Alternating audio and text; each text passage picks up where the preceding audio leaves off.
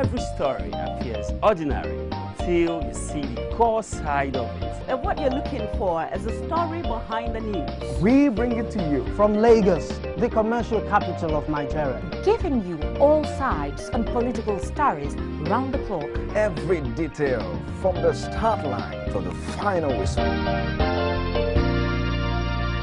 CoreTV News, expanding your view.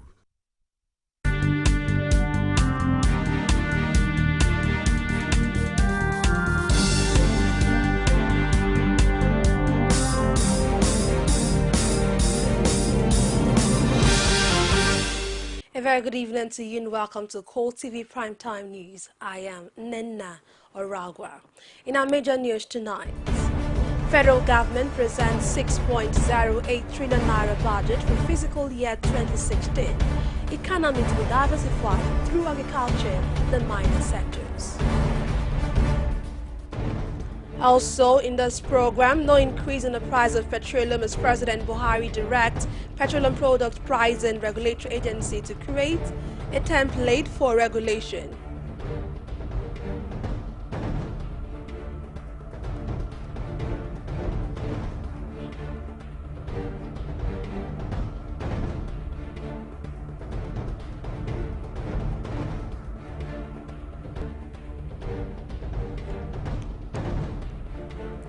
Opposition party PDP carpet 2016 budget describes it as a booby trap to plunge Nigeria into debt.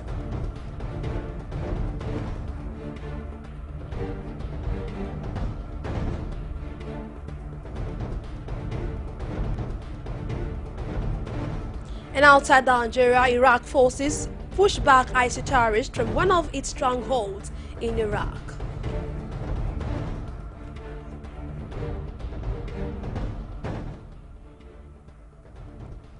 Thank you so very much for joining us tonight. President Muhammadu Buhari has again reiterated his administration's commitment to deliver on his electoral promises. The president made this pledge while presenting the 2016 budget to the National Assembly. He said he understood that the confidence of many might be shaken, but that his promise to secure Nigeria still remains sacrosanct. Our correspondent Jamil Efegboa has more in this report. The president arrived at exactly 10:01 a.m. with an entourage including the governor of Nasarawa State, Tanko Al-Makura, and a host of government officials to a rousing welcome from the Joint Assembly with the president of the Senate presiding.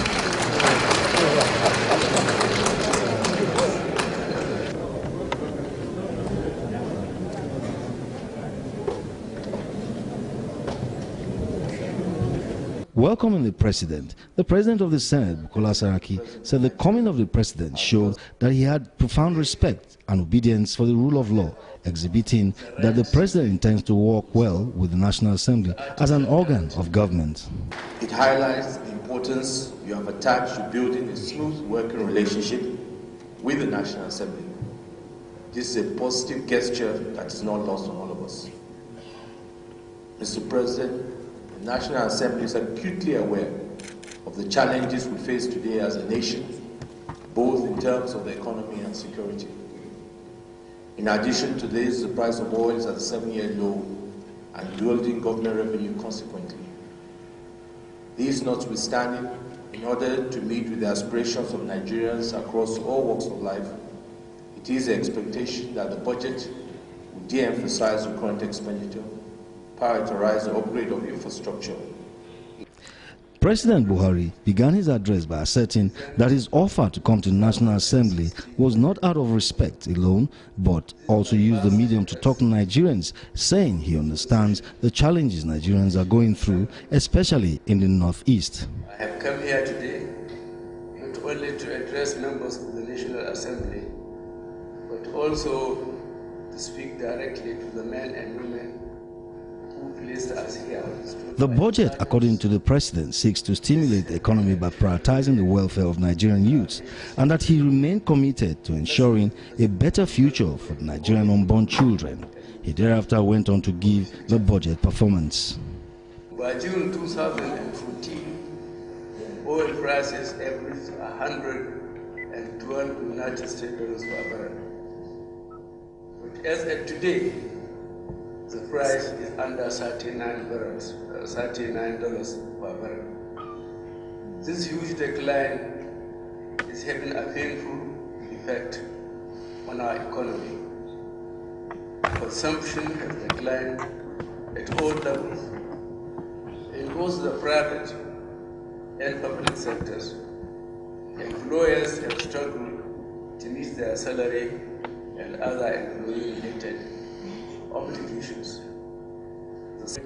President Buhari also highlighted how the country intends to get money to finance the budget. So, to deliver our development objectives, we have increased the capital expenditure portion of the budget from 557 billion naira in the 2015 budget to 1.8 trillion naira in the 2016 budget.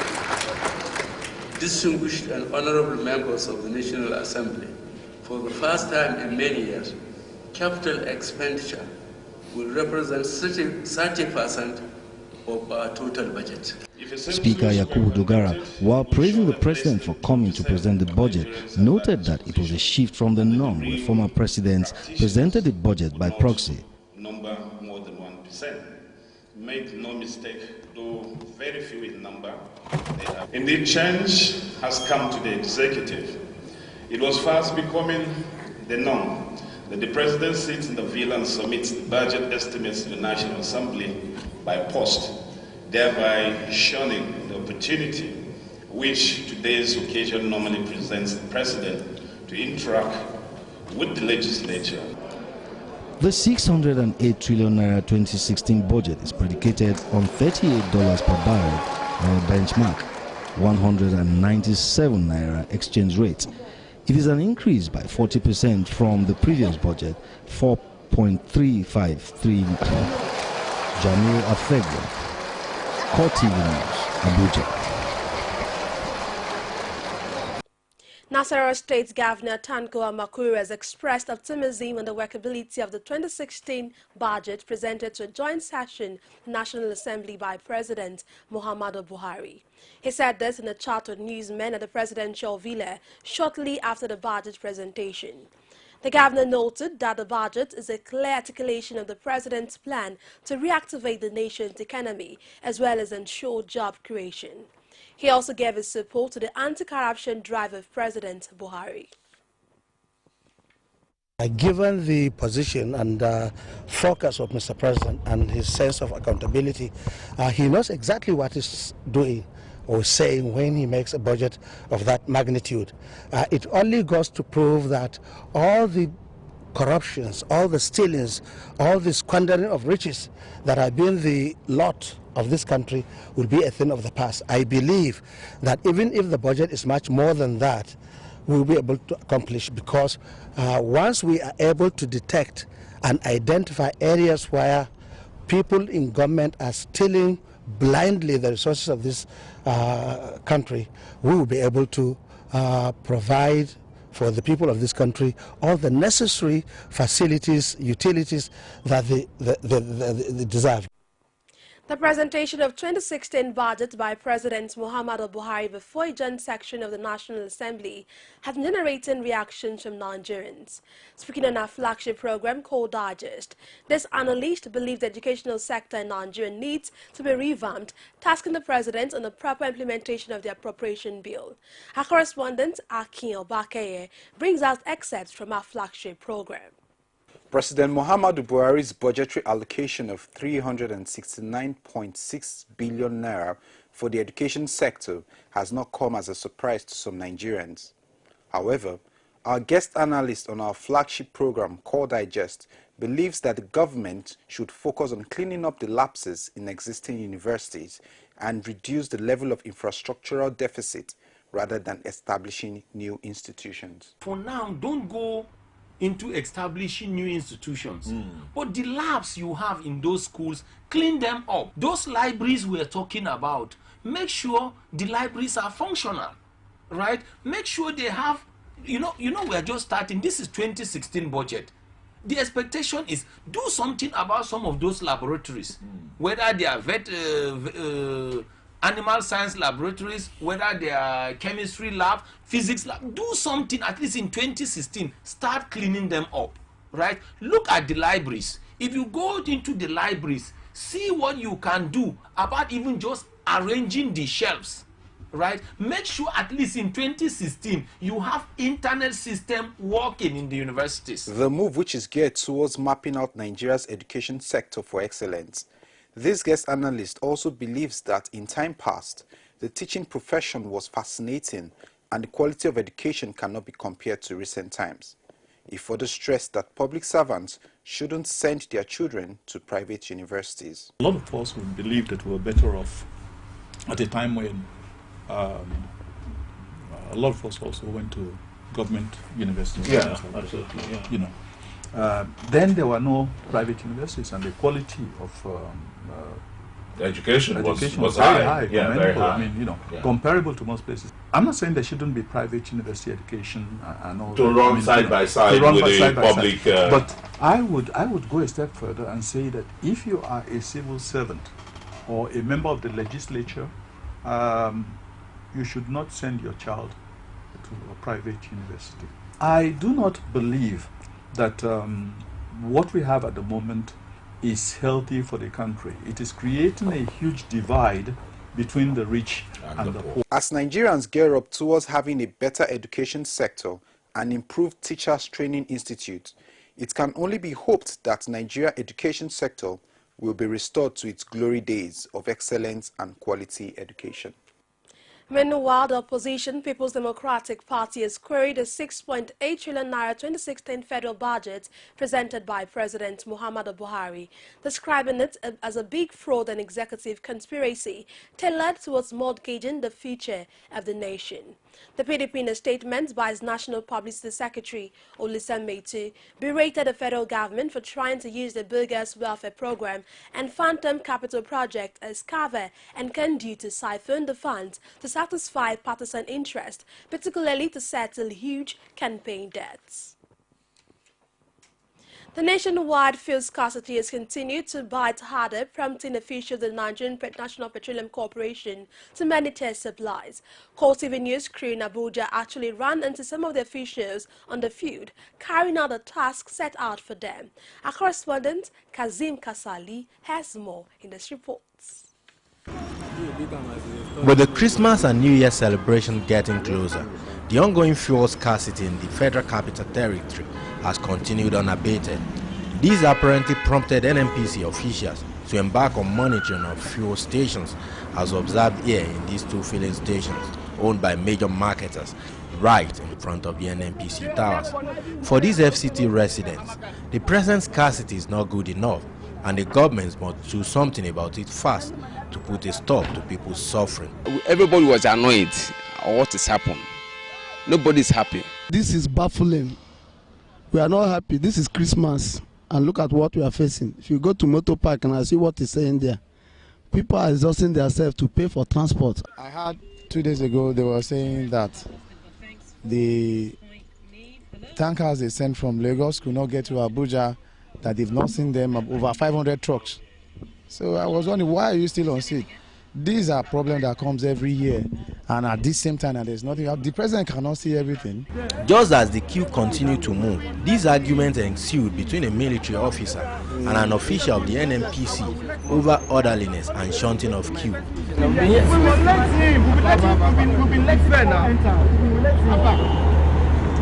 At the nearby Cornwall filling station, after a long wait, the station opened its gates to dispense fuel. The underlying tension, however, boiled over.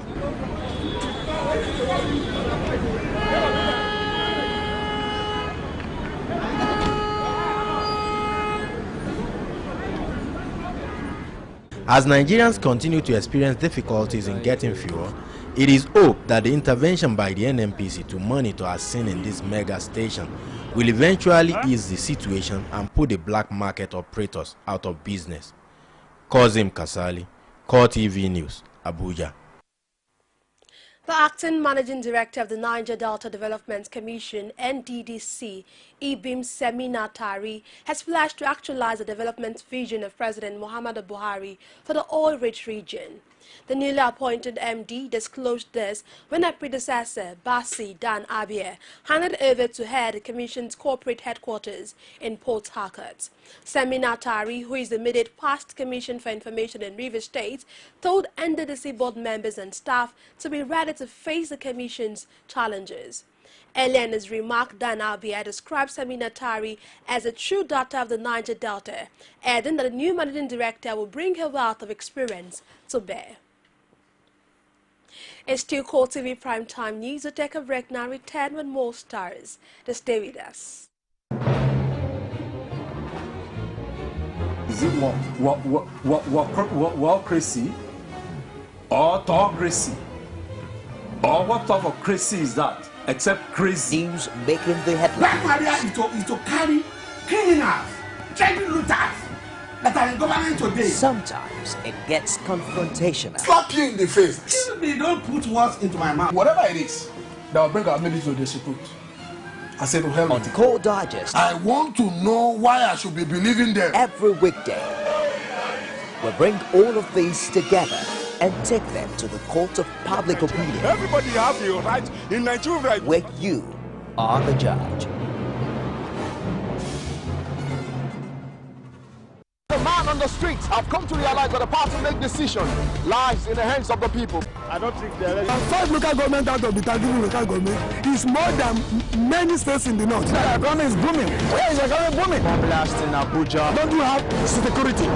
Why are we fighting? President should not just sit in Abuja or in Asokoro or wherever he lives. Sellers are supposed to go around. They know them. They cannot be there and be here at the same time. Life of the citizens, community need to be protected. It can't work out. Bring the message of peace. Let there be proper devolution of power from the center. The center is too powerful. It's time to do the best. But people are hasting. Why are you hasting? Why are you hasting? Why are you hasting? Why let's say the people giving voice to the voiceless. You're still watching CoreTV Primetime News. A quick recap of our top stories. Federal government presents 6.08 trillion naira budget for fiscal year 2016. Economy to be diversified through agriculture and the minor sectors.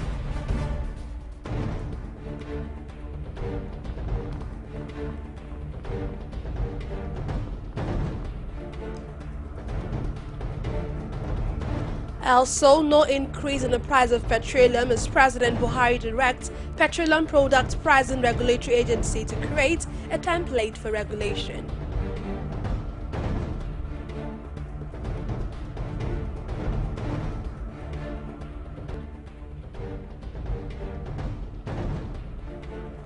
And opposition party PDP carpets 2016 budget, describes it as a booby trap to plunge Nigeria into debts.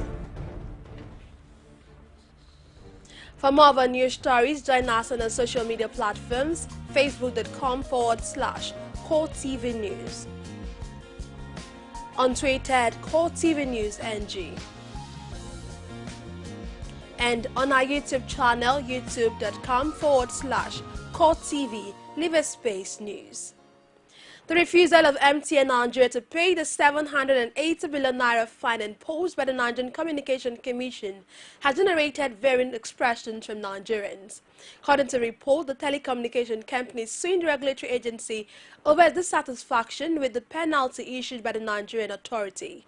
Meanwhile, the federal government has stated that it will not be threatened by MTN's court action if the dilly-dally with court action. Our correspondent saw the views of some legal practitioners and what this development portends for the Nigerian economy. MTN Nigeria's inability to disconnect 5.1 million unregistered subscribers after several warnings in August and September from the Telecommunication Regulatory Agency has resulted into NCC imposing a fine of 1.4 trillion naira. Following negotiations between the two parties, the fine was slashed to 780 billion naira. These legal practitioners present varying opinions. While some submit that the legal action taken by MTN is right, others are of the opinion that negotiations between the two parties would have been better. That they are body corporates, they have right to sue and to be sued as well. I don't think there's any legal implication by going to the courts. What they just seek is a clarification whether to go on and pay the stipulated fine, or maybe the court should vary the fine. I think they are on point by going to court. They are on point. It's good. It will also develop our jurisprudence here. Here is a company that has an international affiliate, challenging the right of NCC to administratively impose fines on them. You know, generally fines are imposed by when you have a judgment against a party. You know, as a juristic person, they exercise their rights, and that should not be an issue. The court will decide. The NCC should be ready to defend the decision they've taken to impose those fines against MTN. However, these lawyers say MTN has just succeeded in incurring more cost for themselves. That does not mean that MTN has any they are sure that challenging the fine that they will succeed. I doubt it, and that they might even incur more money, because all the monies they are now investing on. Sorry to say I'm a lawyer too, but then hiring 10 lawyers, 7 lawyers, senior advocates, that would have gone a long way in the fines they ought to have paid. If MTN had complied with NCC's directive to ensure that those 5.1 million subscribers are registered, this suit would not have come to, you understand? So any company coming into Nigeria will, if it's people by right-thinking people, they will know that, look, this country has laws. And anytime such laws are flouted, there will be repercussions. It is hoped that the judiciary will expedite judgment on the MTN NCC case to rekindle the hope of Nigerians and foreign investors. This will ensure growth in foreign investment and the country's GDP at large. Sarah Ayuku, CoreTV News, Lagos. Education is known to be the hub of development for any nation. Tertiary education system in Nigeria, though, performs this role, but not optimally.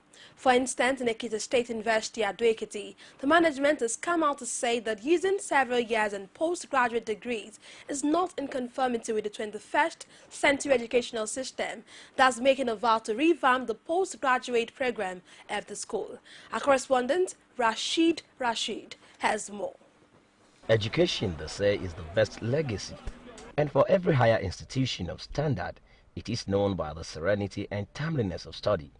In Ekiti State University, reverse is the case, as various programs in the school is slow due to many factors. For instance, in the postgraduate school, students find it difficult to apply, while those already there can only know the date of admission, but not graduation. Various reasons were adduced for this anomaly. General problem in many universities that when students go in for the postgraduate program, they just stay there for so long.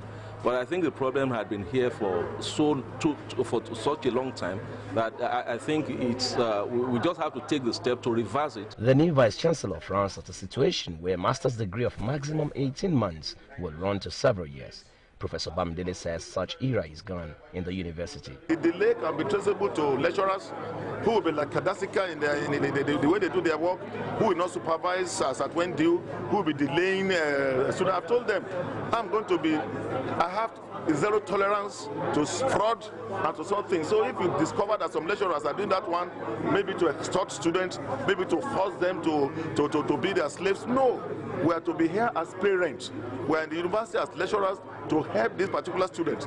If somebody like myself, if I spend 8 years on my master's degree program and then I spend eternity on my PhD, will I ever become a professor? Will I ever become a vice chancellor? I'm here as a vice chancellor to frontally attack all these things that are bringing retrogression to this our university. The unstable academic calendar of the school is also to receive urgent attention. It is hoped that with this new management, it will be a new dawn in the school. Rashid, CoreTV News, Ekiti State University, Ado Ekiti. The wife of former Lagos State Governor Abimbola Fashola has charged children to be hopeful and approach the future with confidence. Abimbola gave this charge while speaking during an end-of-the-year party organized for the physically challenged and orphans in Lagos. Our correspondent, Victoria Solomon, has details. Children are the heritage of life. It is in this vein that the wife of the Minister of Power, Works and Housing organized a party for the physically challenged and orphans in Lagos tagged Giving Back. She advised Nigerians to help the less privileged as we celebrate at this festive season. I'm from the background of giving. I love to give, and most especially when it's festive season. And this is the season when you show love, you give love to people, and most especially our children. It's time for us to be with them, sit with them, know what's happening in their world. And I just feel that this is the best way for us to do it. And as well as those who have been asking, oh, won't we have Christmas party this year? I said, okay, let's do this. Let's throw this for the children in conjunction with Gosporella International. Music and comedy were part of the fun for the day. If you're happy and you know it, say Jesus. Jesus. If you're happy and you know it and you really. I don't get that laugh. Let's get out of here for me. Thank you. All the way. All right, you can come forward.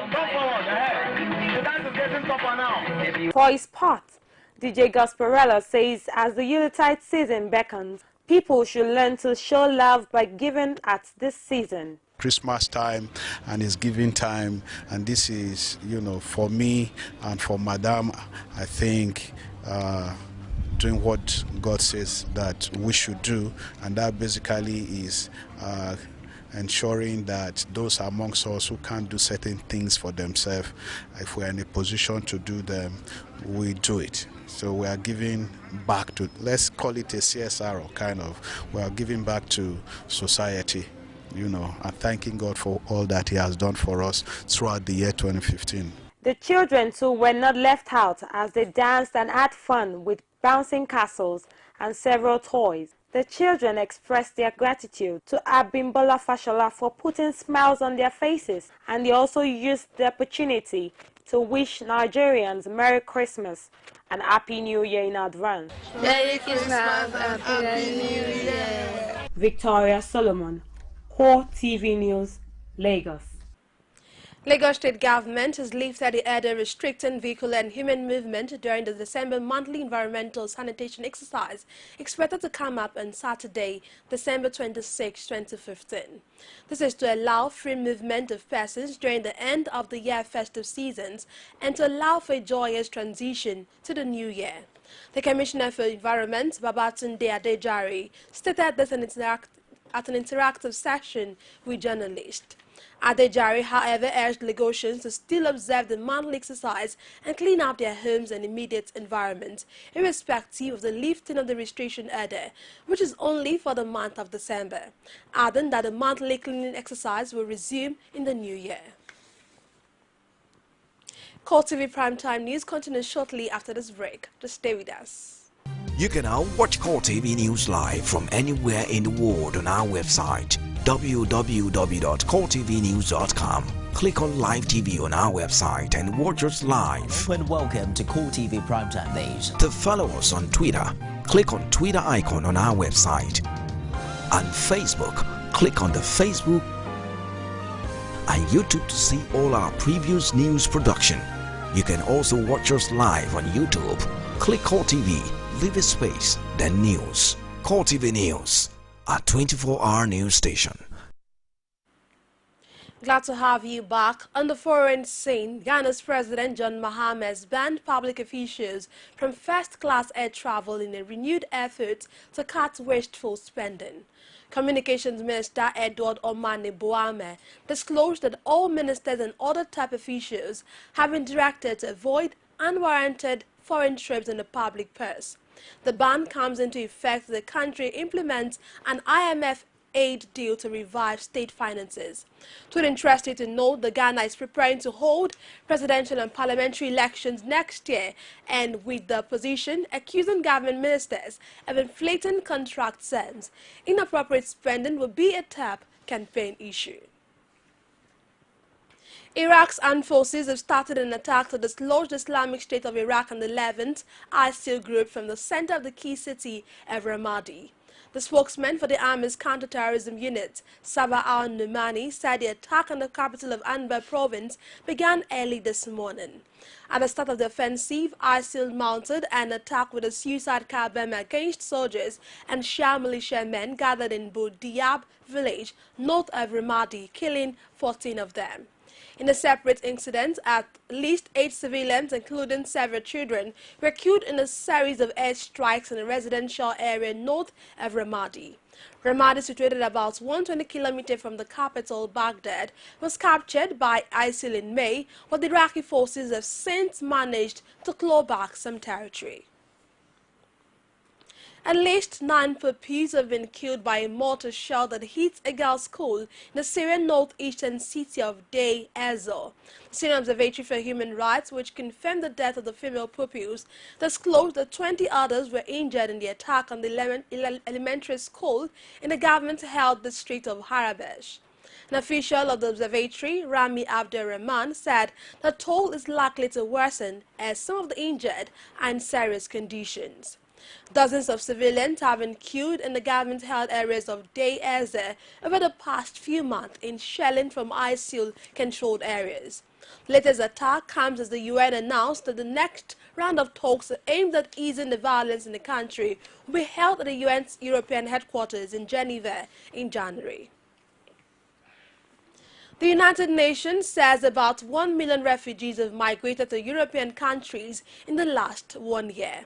The new figures, jointly released by the UN Refugee Agency, UNHCR, and the International Organization for Migration, listed the arrivals in 6 European countries since January 1, with a vast majority of 821,008 people landing in Greece. The figure disclosed that half of those arriving to Greece, Bulgaria, Italy, Spain, Malta, and Cyprus are Syrians fleeing war, another 20% are Afghans, and 7% are Iraqis. The two agencies also pointed out that some 3,600 persons died or went missing, while 422 died at sea. Kuwaiti lawmaker Nabil Al-Fadl died on Monday morning after losing consciousness during parliamentary session. Al-Fadl reportedly lost consciousness inside a hall when the lawmakers were holding the session. The session was consequently suspended as medical team made frantic effort to resuscitate him. And now to sports. A Nigerian referee, Basil Giwa, was reported to have collapsed and died during Southwest fitness test in Ibadan, Oyo State. Reporting the incident on his Twitter handle, sport journalist Colin Udo notes that Giwa had collapsed before eventually giving up the ghost. Cricketer suspended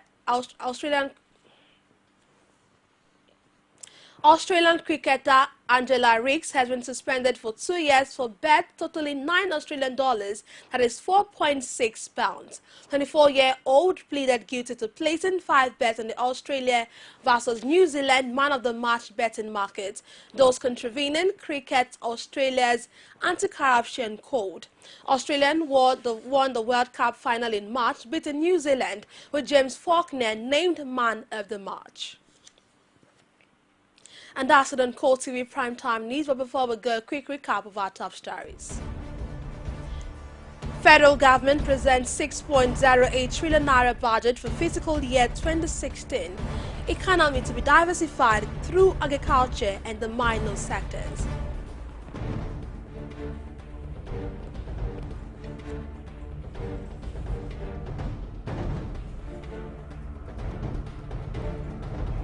Also, no increase in the price of petroleum as President Buhari directs Petroleum Products Pricing Regulatory Agency to create a template for regulation.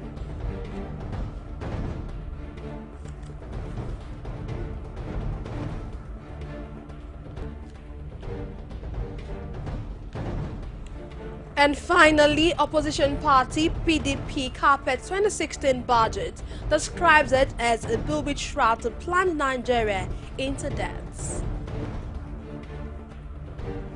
Thank you so very much for staying with us tonight. I am Nena Aragwa. Do have a lovely night rest.